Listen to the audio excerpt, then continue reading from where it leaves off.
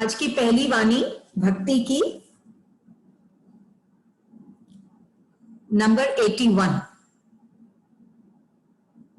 ये कहते हैं मैं तेरा नहीं, इन्हें विश्वास दिला दो कि मैं तेरा हूं। आप सोचिए, गुरुदेव कह रहे हैं ये कहते हैं मैं तेरा नहीं। सोचिए कितनी विडंबना है ये एक संत के लिए, एक गुरु के लिए, प्रभु के लिए, कि जब सब लोग कहते हैं कि वो उनके नहीं है।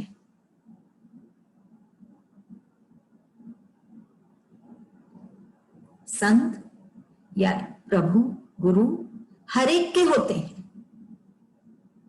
इसमें दो राय है ही नहीं।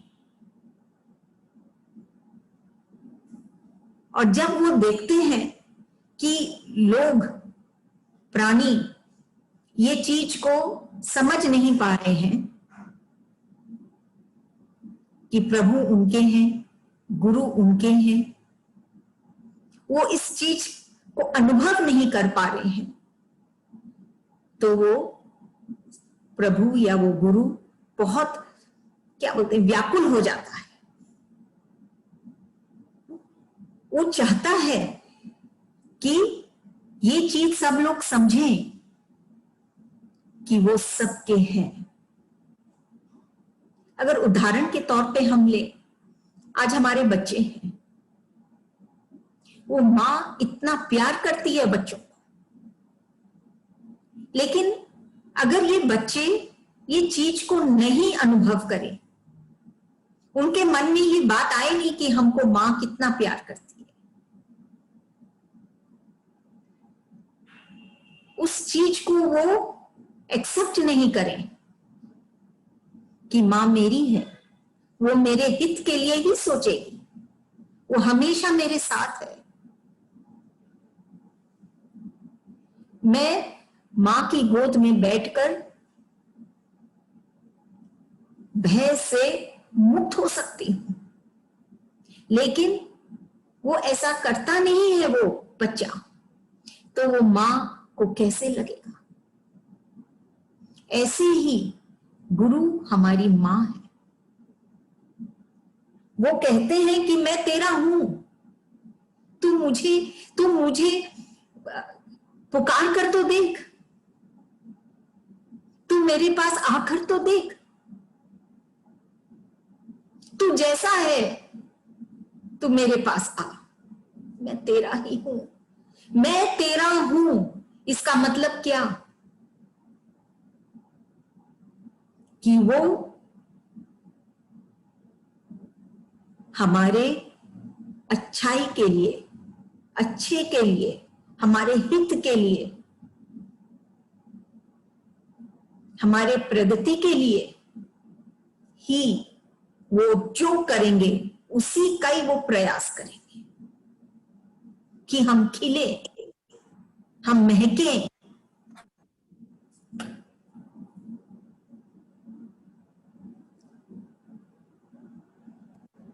हम हमेशा खुश रहें। स्थूल मां यही चाहेगी, और जो गुरु होते हैं वो यही चाहते हैं कि ये हमारा जो बच्चा है ये हमेशा आनंद में रहे, चाहे कुछ भी। तो वो कहते हैं, वो गुरुदेव कह रहे हैं कि ये लोग क्यों कहते हैं मैं तेरा नहीं, इन लोगों को डाउट क्यों है, संदेह क्यों है? इन्हें विश्वास दिला दो मैं तेरा हूं। वो व्याकुल है, वो चाहते हैं कि सब जो भी उनके पास आए, जो उनके समक्ष आए, वो सब उस आनंद को पाए, उस अपनापन को पाए, उस गुरु को पाए जो सिर्फ मार्गदर्शक ही नहीं, हृदय का साथी भी है, सिर्फ बाहर ही नहीं, भीतर भी है।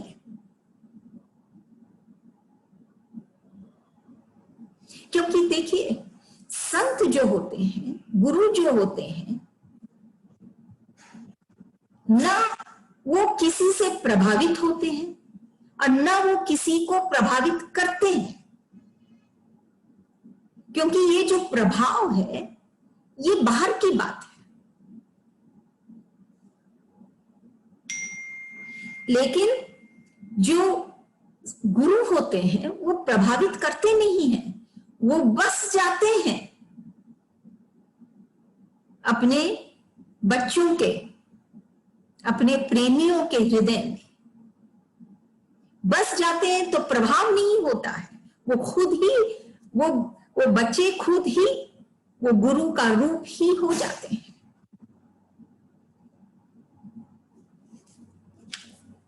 तब इसमें गुरुदेव कहते हैं, ये कहते हैं मैं तेरा नहीं। सब लोग ये चीज को एक्सेप्ट नहीं करते, लेकिन भक्त जानता है कि ये जो गुरु हैं हमारे, ये जो ईश्वर है, ये जो प्रभु है, ये हमारे हैं, ये मेरे हैं, मेरे साथ खड़े हैं।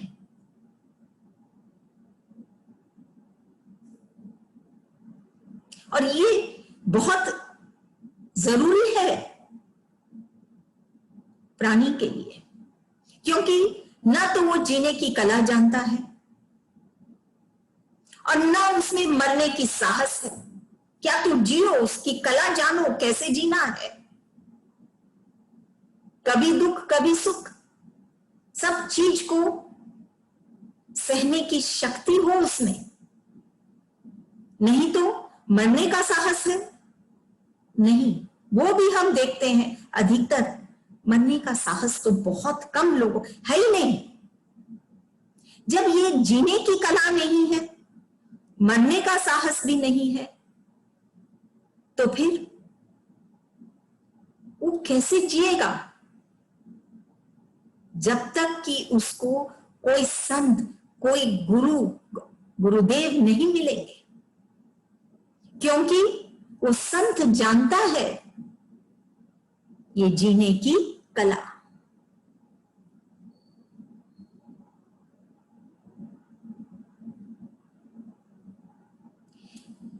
एक पेड़ पर या एक गाछ में हम देखते हैं बहुत कांटे होते हैं, जैसे हम कॉमनली बबूल के गाछ को बोलते हैं, उसमें बहुत कांटे होते हैं। लेकिन क्या उसके बीज में भी कांटे होते हैं? नहीं, उसके बीज में कांटे नहीं होते। लेकिन जब वो जैसे जैसे वो बीज उस पेड़ का रूप ले लेती है, परिणित हो जाती है उस वृक्ष में, हम देखते हैं वो कांटे आ जाते हैं। मतलब हम जो बोते हैं हम वही पाते हैं। और ये जो बोना है ये सब भीतर की बात है। अब वो बीज की अंदर की बात है, वो दिखता नहीं है बाहर में कि वो गाछ कांटों का होगा।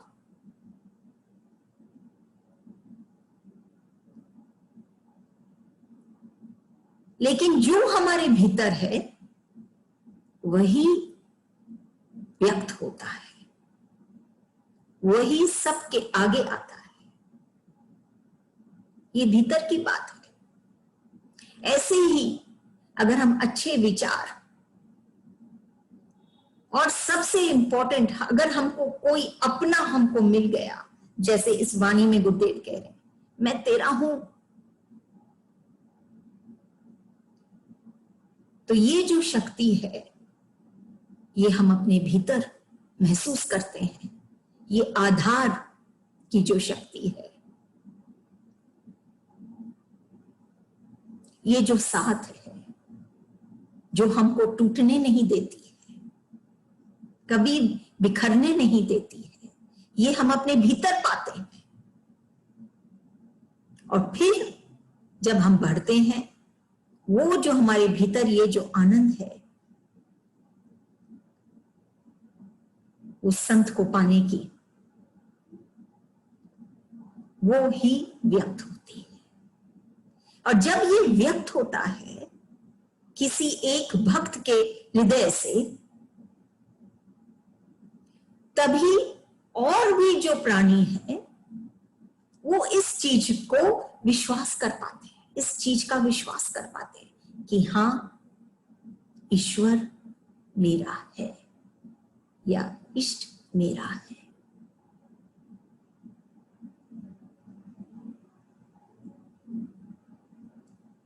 जो ये अपनेपन को चखा है, जिसको आभास है इसका, जिसका जीवन सिर्फ उसका इष्ट है, वो ही विश्वास दिला सकता है सबको और सबको। क्योंकि बाहर से सिर्फ कहने से कुछ नहीं होगा, विश्वास भीतर की बात है। जब तक भीतर में वो बात नहीं होगी तब तक वो बाहर में व्यक्त नहीं होगी। बाहर से देखने से तो लग ही नहीं रहा था कि ये बीज ऐसा गाछ बन जाएगा।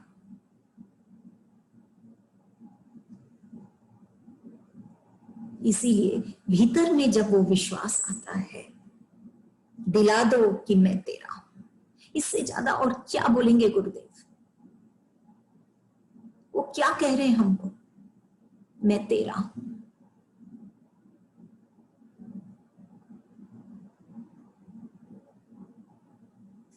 जो इतने बल वाले,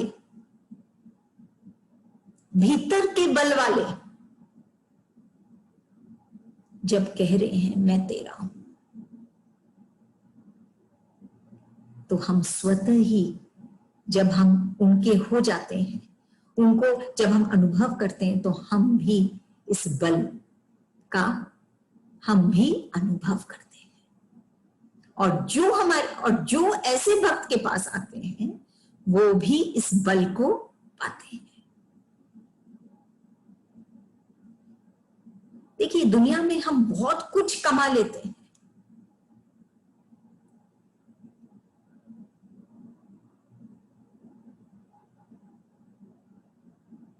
लेकिन एक जगह हम कभी कभी हार जाते हैं, और वो है मन से। बुद्धि से तो हम बहुत कुछ कर लेते हैं, सब लोग बहुत बुद्धिमान हैं, लेकिन हम हार जाते हैं इस मन से। और ये मन क्या चाहता है? क्यों हार जाता है ये मन? क्योंकि वो किसी का साथ चाहता है और कुछ नहीं चाहता है।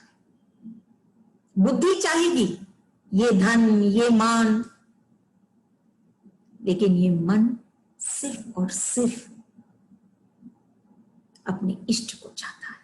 ये हृदय सिर्फ और सिर्फ अपने ईश्वर को चाहता है। इसी से ही वो खिल जाता है, इसी से ही वो मन हल्का हो जाता है कि उड़ान भरने लग जाता है।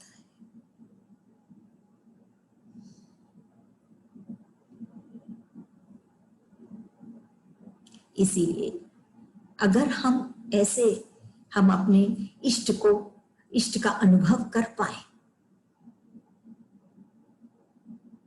उनको ये कहना ही नहीं पड़े कि मैं तेरा हूं, या मुझे क्यों लोग मानते नहीं हैं कि मैं तेरा हूं।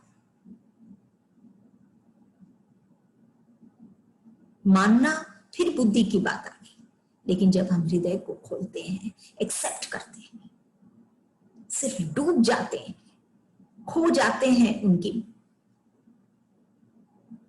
उनमें,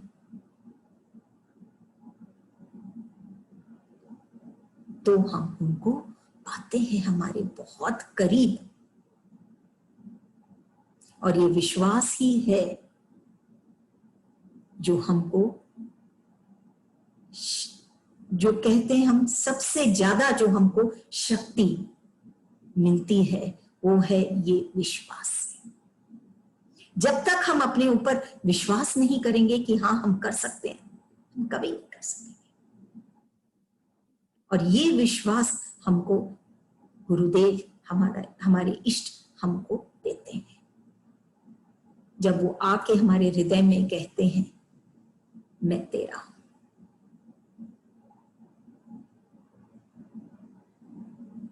सडनली जैसे मैजिक के जैसे हमारी सारी सृष्टि ही बदल जाती है। मैं अपने आप को, इस जीवन को, संसार को, हर एक चीज को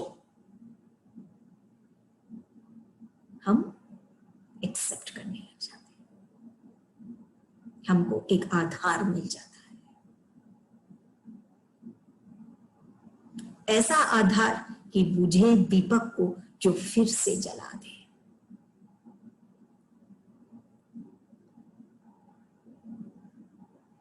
तो गुरुदेव इस वाणी में कहते हैं, बहुत बहुत ही सेंसिटिव बात कह रहे हैं कि ये कहते हैं मैं तेरा नहीं, बहुत सेंसिटिव बात है। इन्हें विश्वास दिला दो मैं तेरा हूं। कौन विश्वास दिला सकता है? जो खुद इसको अनुभव किया है पहले कि वो गुरु उसके हैं, वो भक्त ही विश्वास दिला सकता है।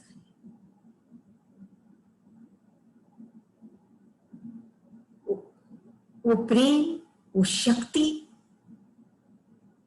वो अपनापन, उसको बोलना नहीं पड़ेगा वो भक्त को, वो स्वतः ही झलकता है।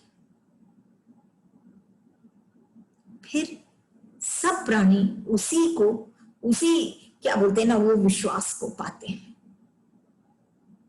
उस आधार को पाते हैं जहां वो संत या वो गुरु कहते हैं मैं तेरा हूं। अगली वाणी भक्ति की 82। इनके विश्वास की कीमत अपनी नहीं, ये कैसा खेल। विश्वास एक ऐसी चीज है जो हर एक प्राणी को जिस दिन से वो जन्मा है उस दिन से वो पाया है। नाम ये सब तो हम बाद में पाते हैं, लेकिन विश्वास एक ऐसी चीज है जो हम शुरू से हमारे पास होती है। एक बच्चा भी देखिए कैसे विश्वास करता है, वो क्वेश्चन नहीं करता है, वो तर्क नहीं करता है, वो संशय नहीं करता है, वो विश्वास करता है अपनी मां पर या उसके आसपास जो है उस पर वो विश्वास करता है। तो विश्वास एक ऐसी चीज है जो अपनी है, हमेशा थी, है और हमेशा रहेगी। जब तक हम हैं तब तक ये विश्वास की भावना हमारे भीतर रहेगी। तब गुरुदेव कहते हैं इनके विश्वास की कीमत अपनी नहीं। और ऐसी चीज विश्वास जो हमारे पास है, अगर हम उसकी कीमत नहीं करेंगे, अगर उसको हम अपनी नहीं मानेंगे, तो ये क्या खेल है? ऐसा क्यों? भक्ति की बात है ये। भक्ति के पथ पे जब हम चल रहे हैं, तो विश्वास एक बहुत इंपॉर्टेंट किरदार निभाता है। विश्वास के बिना क्या भक्ति? अगर विश्वास की कीमत नहीं करें, अपनी नहीं, वो समझे नहीं कि हाँ ये विश्वास मेरे पास है और इसकी कीमत करेंगे, विश्वास के कारण ही वो आगे बढ़ सकता है। लेकिन उसको कीमत नहीं। क्यों नहीं कीमत?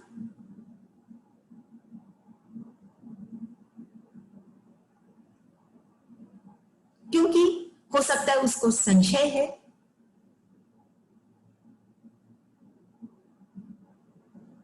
उसकी बुद्धि जो है वो उसको ये विश्वास की कीमत नहीं करने देती।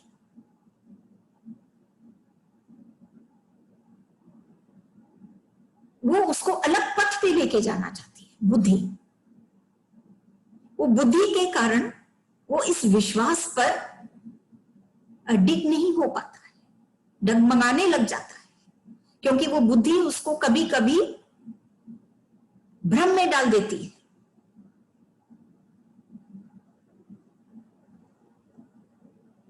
ये कहने लग जाती है कि नहीं, विश्वास से क्या होगा, हमको ही करना पड़ेगा, कर्ता बना देती है उसको। और हम बिना सारथी के अगर हम निकले हैं तो हम क्या कर लेंगे, हम कहां पहुंच जाएंगे।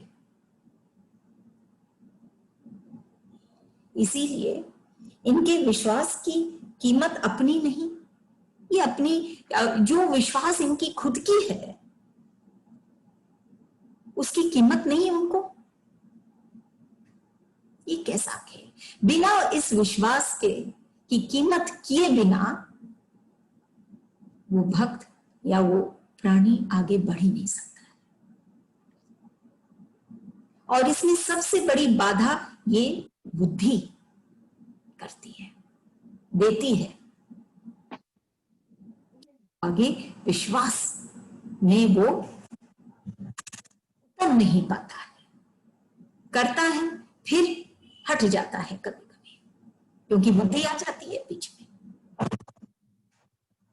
ये कैसा खेल है।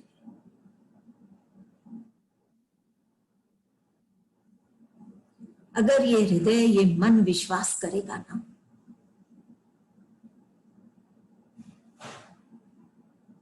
तो बुद्धि स्वतः ही सही राह पे लेके जाएगी और मंजिल तक पहुंचाएगी।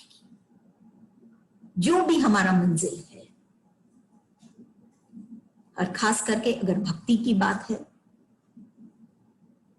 तो वो भक्त की मंजिल है सिर्फ आनंद, जहां उसके गुरु का वास है, जहां उसके इष्ट का वास है, वही उसका मंजिल है। लेकिन ये मंजिल वो तभी पहुंचेगा जब वो अपने इस विश्वास की कीमत करेगा। और ये विश्वास था उसके पास, बचपन से था।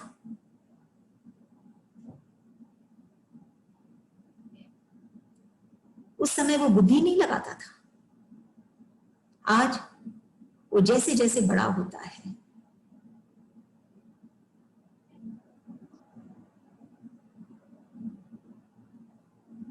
उसकी तो विकास होनी चाहिए, तन की तो हो जाती है, लेकिन मन का विकास जरूरी है उसको आगे बढ़ाने। यहाँ लाके सुला दो।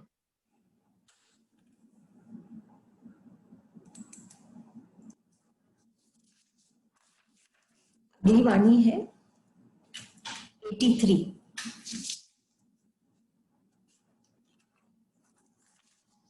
आकाश के असंख्य तारों के समान भी यदि संदेह हो तो एक कृपा कटाक्ष से दूर हो जाते हैं।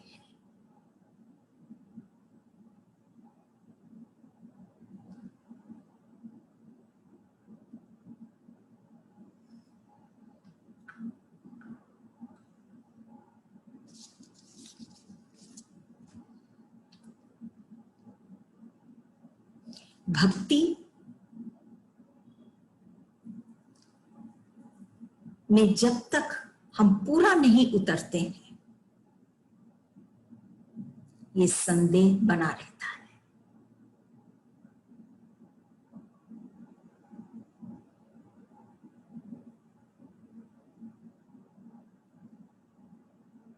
इतना इतना संदेह,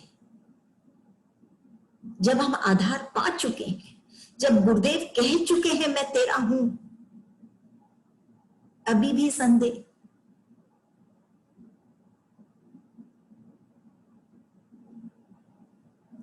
शायद ये संदेह करने की आदत पड़ गई है, या फिर हम उनके प्रेम में पूरे अभी तक रमे नहीं, खोए नहीं।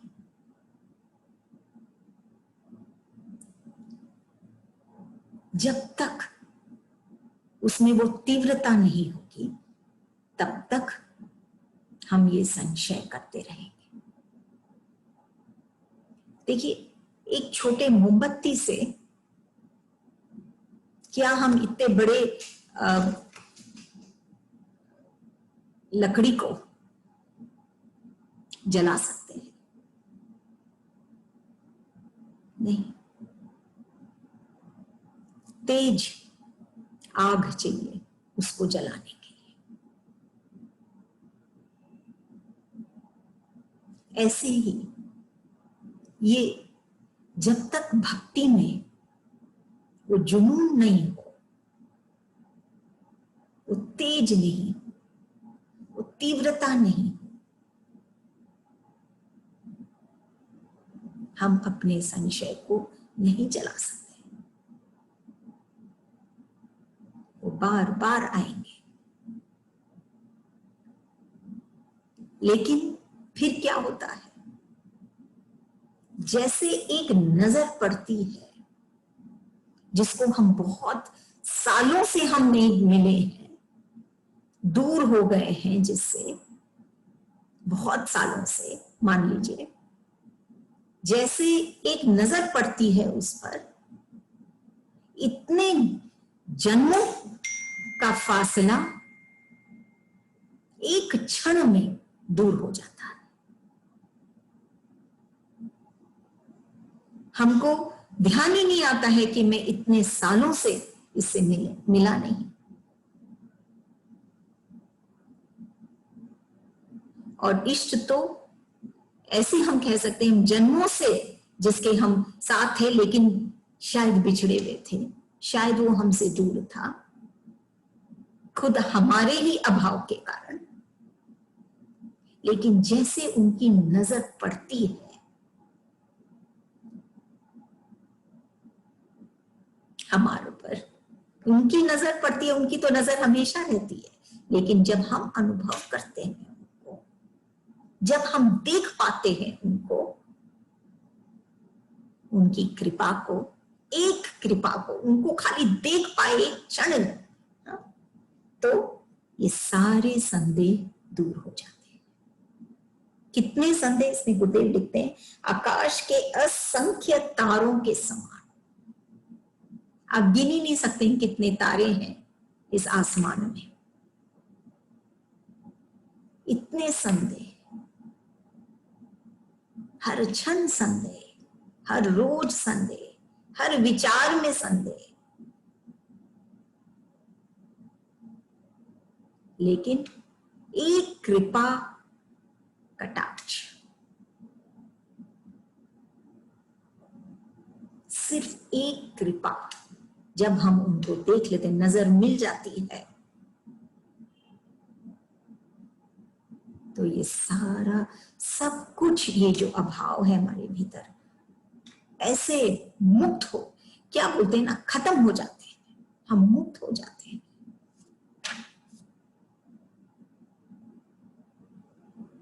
ये जो बोझ हम लेके चल रहे हैं, हम अचानक एक हल्कापन महसूस करते हैं।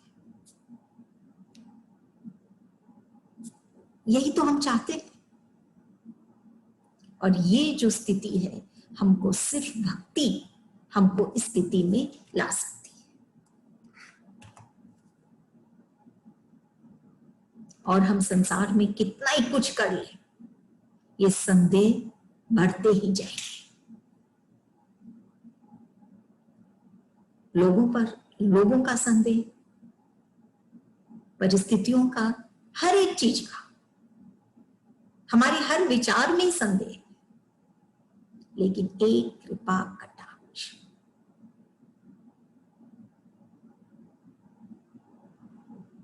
ये संदेह को कंप्लीटली हमारे भीतर से हटा। संदेह जैसे हट गया तो ये देह हुआ,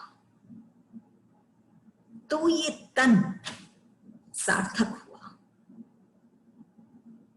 तो तब ये तन खिला, तब ये तन जिया।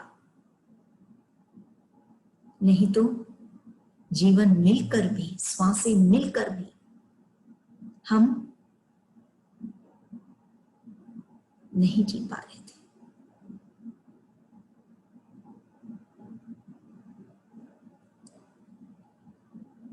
तो गुरुदेव कहते हैं, आकाश के असंख्य तारों के समान भी यदि संदेह हो तो एक कृपा कटाक्ष से दूर हो जाते हैं। ये वाणी हमारे लिए बहुत जरूरी है, क्योंकि हम इन असंख्य संदेह से घिरे हुए हैं।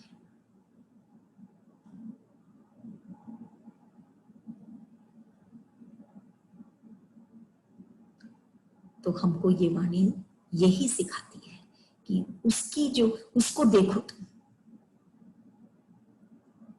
उससे जब हम जुड़ते हैं, खाली वही एक है जो इस संदेह को तुम्हारे हृदय से हटा सकते हैं, और कोई नहीं, क्योंकि हृदय के पास सिर्फ वो बसते हैं, और ये संदेह हमारे हृदय में है, हमारे भीतर है।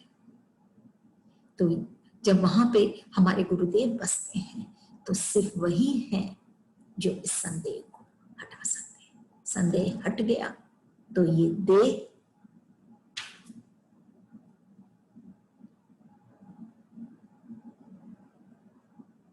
का पाना सार्थक हुआ।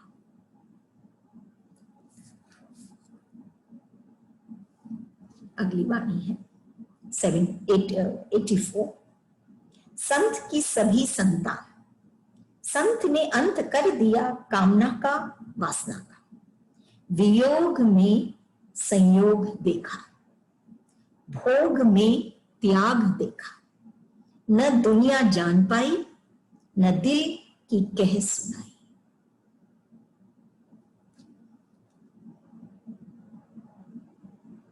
कहते हैं सिर्फ भले और बुरे की बात है जिंदगी।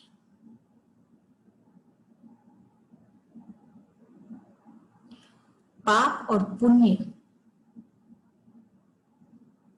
का हिसाब है जिंदगी।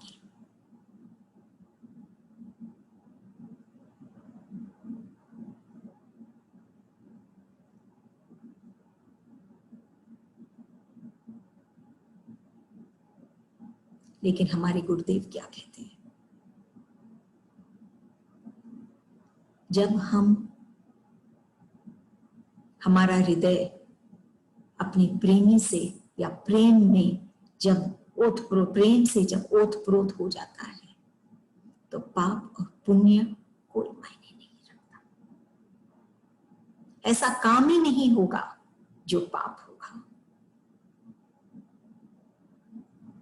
क्योंकि पाप क्या है, जो हम अपने आप को जब हम दुख देते हैं, या हम किसी और को के हृदय को हम दुख देते हैं, दर्द देते हैं, यही तो पाप है। और न पुण्य रहेगा, क्योंकि पुण्य करके जो हम अहंकार पालते हैं, उससे भी हम मुक्त हो जाते हैं। प्रेम में ऐसी शक्ति, ऐसी ताकत है। और गुरुदेव तो कह ही रहे हैं, मैं तेरा हूं।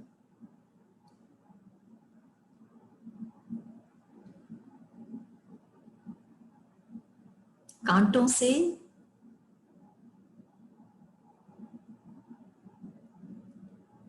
घिरा ये गुलाब है जिंदगी, कहीं पे पढ़े थे, कांटों से घिरा गुलाब है ये जिंदगी। कि ये जिंदगी क्या है? अगर गुलाब है, गुलाब मतलब सुंदर है,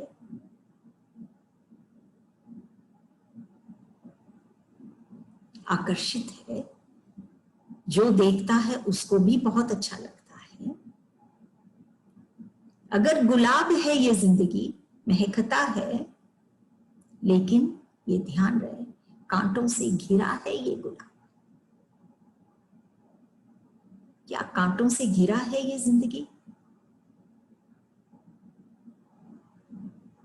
तभी सतगुरु कहते हैं हाँ है, लेकिन जब हम उसके अंश हो जाते हैं, जब हम उसके हो जाते हैं, जैसे इसमें कहते हैं गुरुदेव, संत की सभी संतान, कि जब एक संत, संत क्या है? संत शरीर नहीं है, संत एक भाव है। संत के जो शरीर के साथी ही जैसे ही उनके बच्चे नहीं होते हैं, उनका संतान नहीं होता है। जो भी उनके भाव से जुड़ता है वो उनका संतान होता है। तब कहते हैं संत के सभी संतान, सिर्फ खुद उनके, क्योंकि संत क्या है? शरीरधारी तो है।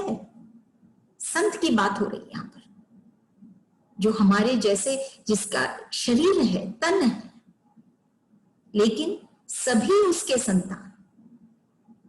सिर्फ वो शरीर से जो जुड़े हैं, सिर्फ वो ही उनके संतान नहीं होते, सभी संतान। तो सभी कैसे संतान हुए? क्योंकि वो उनके भाव से जुड़े, और उनका भाव क्या है? प्रेम। उनके प्रेम से जुड़े तो उनका ही अंश हो गए। क्योंकि एक संतान और एक माँ बाप के बीच में सबसे खास चीज क्या होती है? ये प्रेम, ये प्यार, जो दोनों को जोड़ती है। तो जब हम इष्ट के या गुरु के, संत के, जब हम भाव से जुड़ते हैं, तो जैसे इसमें गुरुदेव कहते हैं संत के सभी संतान, हम उसकी संतान हो जाते हैं। हम उसके संतान हो गए तो अंत कर दिया कामना का, वासना का। जब हम उसकी संतान हो गए तो हमारे भीतर में ये जो कामना और वासना, ये जो कांटे हैं, ये गुलाब सी जिंदगी के चारों तरफ जो घिरा ये जो कांटों का जो हार है, ये कामना और वासना रूपी जो कांटे हैं, अंत कर दिए संत ने इस कामना को और इस वासना को, इन कांटों को हटा दिए। ये कांटे क्यों है कामना और वासना? अगर गुरुदेव कह रहे हैं संत ने अंत कर दिया कामना का, वासना का, मतलब ये कामना और वासना हमारे लिए अच्छा नहीं है। क्यों? एक हमको ये भ्रम में डालता है, लोभ ही बनाता है, ईर्ष्या, ये जितने विकार हैं सब हमारे भीतर हमारे उजागर होने लग जाते हैं। और ये ऐसे हैं जैसे वो आग पहले अपने खुद के स्थान को जलाती है, वैसे ही तभी कहते हैं कि ये कामना और वासना हमको जला देती है भीतर से।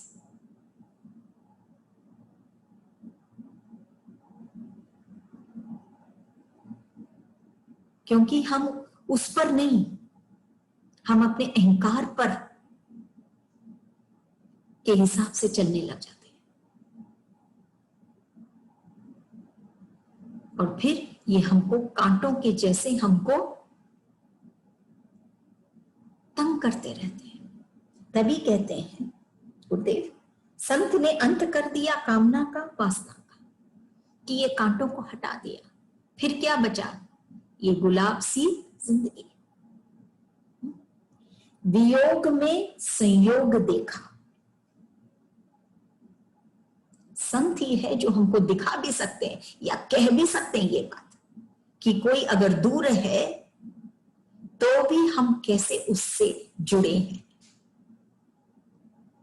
क्योंकि दूर है वो शरीर से, स्थूल में, लेकिन हमको ये संत सूक्ष्म से जोड़ते हैं।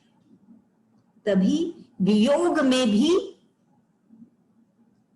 संयोग देखा, हम जुड़ते हैं, वो दूर होकर भी हम उनसे जुड़ते हैं।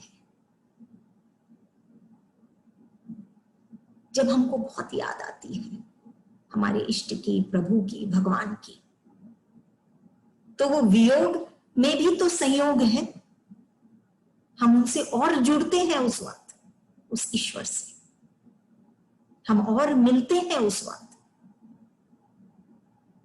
वो शरीर से दूर है लेकिन भाव से हम एक हो जाते हैं, हम जुड़ जाते हैं, योग हो जाता है। अगर हम संत की संतान हैं तो हम ये युक्ति जान पाते हैं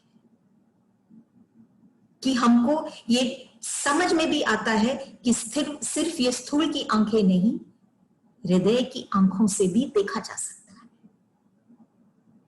स्थूल की आंखों से कोई ओझल भी है, दूर भी है, तो भी हम ये हृदय की आंखों से उससे देख पाते हैं, उससे मिल पाते हैं, उससे जुड़ पाते हैं। तभी वियोग मतलब दूर होना, उसमें भी सहयोग, क्योंकि हम इन भीतरी आंखों से हम उसको देख पाए। और ये भीतरी आंखें क्या है? भाव। भोग में त्याग देखा, ये तो भीतर की बात थी। वियोग और संयोग भीतर से दूर हो लेकिन फिर भी हम जुड़ते हैं। अब भोग में त्याग देखा, इस स्थूल की भोग में भी हम त्याग देखा, उसने त्याग देखा, मतलब कोई भी चीज को भोगते हुए भी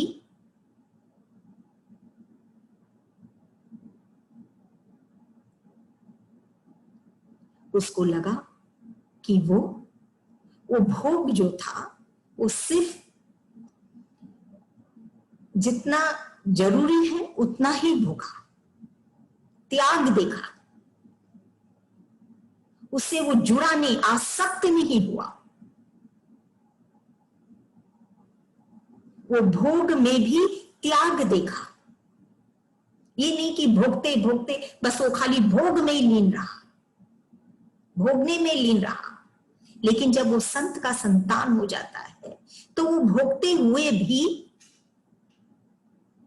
और ये तन है, जब तक हमको भोगना तो पड़ेगा, ये तन की जरूरतें जो है वो पूरी तो करनी पड़ेगी, तो भोगते हुए भी वो त्यागता है,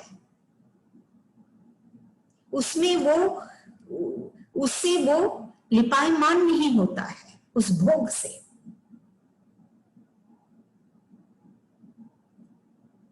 वो उसमें आसक्त नहीं होता है,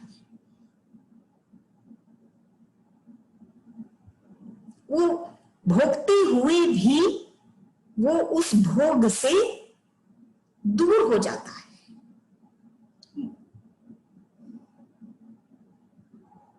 दूर रहता है। जो उसको भोगना है वो भोगता है, लेकिन उससे वो आसक्त नहीं होता है, वो मुक्त हो जाता है वो भोग से,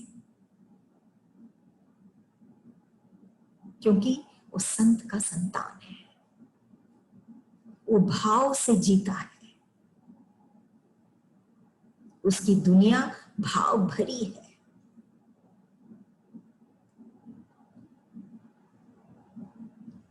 जो उसको भोगना है वो भोगता है इस शरीर के कारण, लेकिन फिर उन भोगों से वो मुक्त हो जाता है। तभी इसमें लिखे हैं भोग में त्याग देखा। सब लोग नहीं कर सकते, खाली जो संत का जो संतान है, जो भक्त है, वो ही इस स्थिति में आ सकता है कि भोगों से भोगते हुए भी मुक्त हो जाना। न दुनिया जान पाई, लेकिन ये कोई नहीं जान पाया। क्यों? क्योंकि इसको समझने के लिए वो भाव चाहिए कि कैसे वो भोग भी रहा है लेकिन उसमें वो लिप्त भी नहीं। दुनिया ये जान नहीं पाई। जब तक कि वो भीतर की आंखों से नहीं देखेंगे इस चीज को, क्योंकि ये दिखता नहीं है, ये सिर्फ एक भाव है भीतर की उसकी। कर्म तो लगता है ना कि वो कर ही रहा है, भोग ही रहा है, वो तो दिख रहा है सबको, लेकिन वो कैसे इन भोगों से भी वो कैसे त्याग रहा है, भोगों को त्याग रहा है, मुक्त हो रहा है भोगों से, भोगते हुए भी ये नहीं दिख रहा है सबको। न दिल की कह सुनाई, तो वो आके फिर वो जो प्राणी है वो आके उससे अपने दिल की बात नहीं कह पाता है, क्योंकि उसको ये बात दिखती नहीं है। इसीलिए ये भक्ति में ये सब बातें साफ दिखाई देने लग जाती है कि जब हम संत की संतान हैं तो हमको ये सब कांटों से हमको बचाते हैं हमारे गुरु, और हमारे जीवन को गुलाब के जैसे सुंदर महकाते हैं।